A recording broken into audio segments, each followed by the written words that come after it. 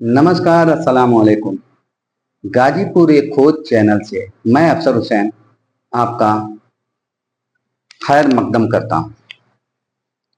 लोकसभा में एक विधेयक लाई गई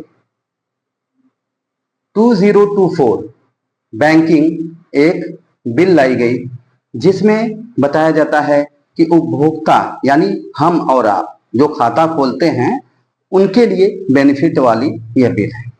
तो आइए इसके बारे में हम समझते हैं कि आखिर यह बिल हमारे लिए कैसे बेनिफिशियल है। इसमें बताया जाता है कि वित्त मंत्री पंकज चौधरी ने यह बताया है कि अभी तक हम जब खाता खोलते थे तो उसमें एक फॉर्म भरते थे और उसमें एक उत्तराधिकारी भरा जाता था। मान लीजिए खाता धारक का अगर इंतकाल हो जाता है तो उस नॉमिनी को उस पैसे को मिलता था। लेकिन ये ज्यादातर देखा जाता है जब फॉर्म मिलता है तो हम खाता खोलते हैं तो अपने माँ या बाप, भाई, बहन, बीवी को भरते हैं। लेकिन किसी कारण अगर उत्तराधिकारी ही पहले डेथ कर जाता था तो वह खाते का पैसा डंप बैंक में ही पड़ा रहता था। यह भी बताया जाता है कि 28,000 करोड़ रुपए अभी बैंक में डंप पड़े हुए हैं। तो अब यह बिल में यह लाया गया है कि जो उत्तराधिकारी होते थे वह 4 होंगे।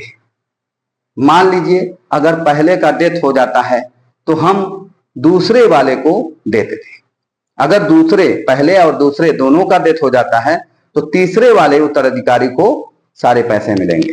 किसी कारण पहला, दूसरा, तीसरा तीनों अगर डेथ कर जाते हैं तो तीसरे को, यानी क्रम वाइज जो प्राथमिकता पर होगी उस उत्तराधिकारी को उस पैसे का हकदार होगा।